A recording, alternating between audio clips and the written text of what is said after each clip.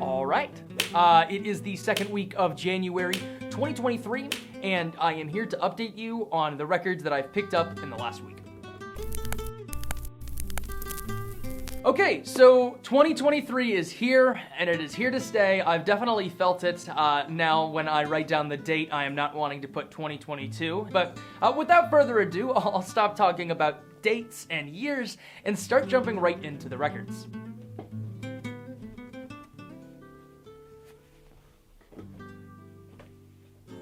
So a lot of these records are quite popular and are just kind of some of my favorite stuff that's come out in the last 5-6 years and has made its way into my heart already. The first record that I picked up this week is Don't Smile at Me by Billie Eilish. Now listen, this I got for like $12 at Target, and that was just kind of a deal that I couldn't pass up on. This is definitely my favorite Billie album, and I think has continuously gone downhill since this album was released. Now listen, I know that is a little bit of a controversial thing to say, but I will say it here. That does not necessarily mean that I am not interested in Billie's other projects. It's just that this specifically for me was one that I needed to pick up. I've already given it a spin or two in the last couple of days. I've really enjoyed it. I do really like this mix and appreciate it.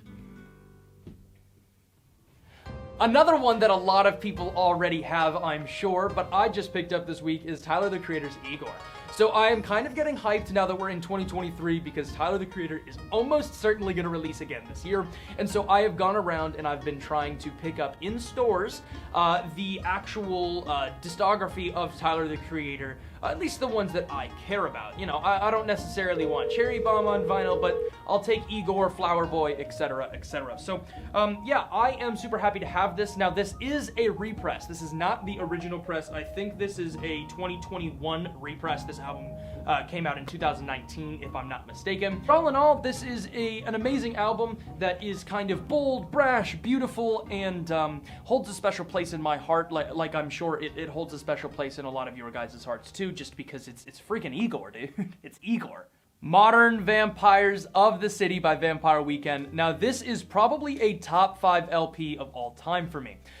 This is an LP that I actually picked up the second one of. Different shot, fully purple now. Lot happens. Stay tuned. But I wanted to say that the reason I got a second pressing, the reason I have a second copy was because my first copy was so degraded by one of those Crosley Cruiser things. Don't worry, we've got it fixed, but I needed a second one. I'm not just some kind of maniac.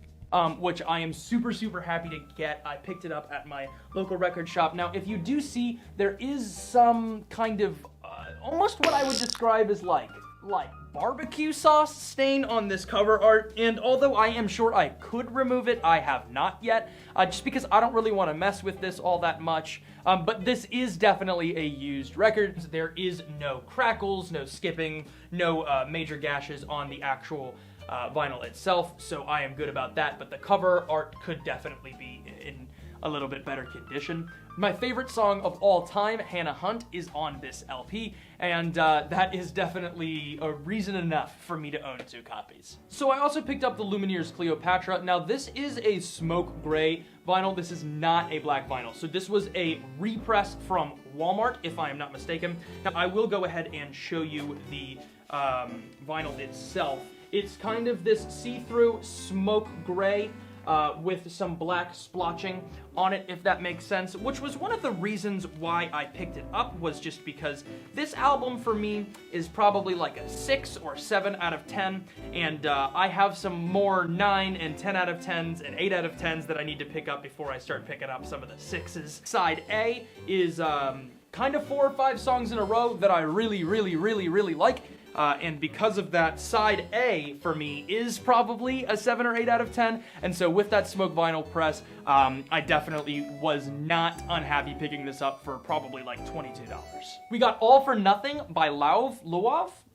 I don't really know how to pronounce his name, but I think that's kind of part of the fun, is that this is an LP that I first heard when I was in Denver, Colorado, in a Forever 21 dressing room. I can't think of a place more fit than a Denver, Colorado Forever 21 changing room to hear this first. But this is kind of a tackier, a little bit more playful, a little bit, I don't want to say shallow, but it definitely doesn't seem like something that lyrically had a whole bunch of attention put into it, but it's good music. It's probably a 6 out of 10 for me. I've played it 3 times already, and I like having it on in the background. I like giving it a good listen, but for me, when thinking about this album super critically, it doesn't really hold up as much as some of the other LPs that I picked up over this last week.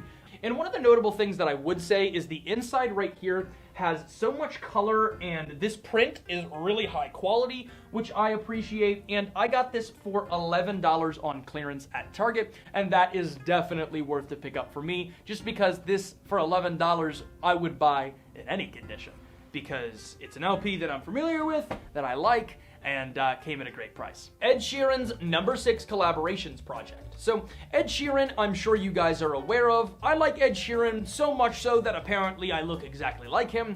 One of them, no, it is the most different that Ed Sheeran has ever been on one of his projects. Now, this is a project that is kind of almost rap, a little bit of kind of like R&B, and there's some crazy features on here. Justin Bieber, Travis Scott, Eminem and 50 Cent, Young Thug, Boogie with the Hoodie, Meek Mill, Skrillex, Bruno Mars, Chris Stapleton, Khalid, Camila Cabello, Cardi B, Chance the Rapper. So you can understand, like, this is always going to be worth its money just because of the pure voices and representation that you're going to get on this LP, in my opinion. I do know that that does not hold a ton of weight critically, but I don't really care what Pitchfork says. I like it.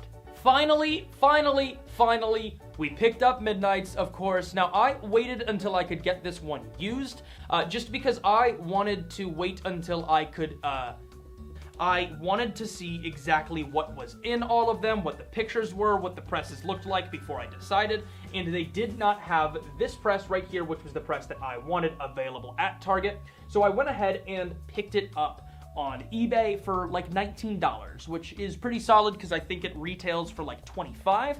And this LP did release on vinyl just a couple of months ago. And all in all, I am very, very excited about this LP because it is something that I love quite a bit. I love Taylor Swift. I have almost all of her other LPs on vinyl, so I am super happy to add this to the collection.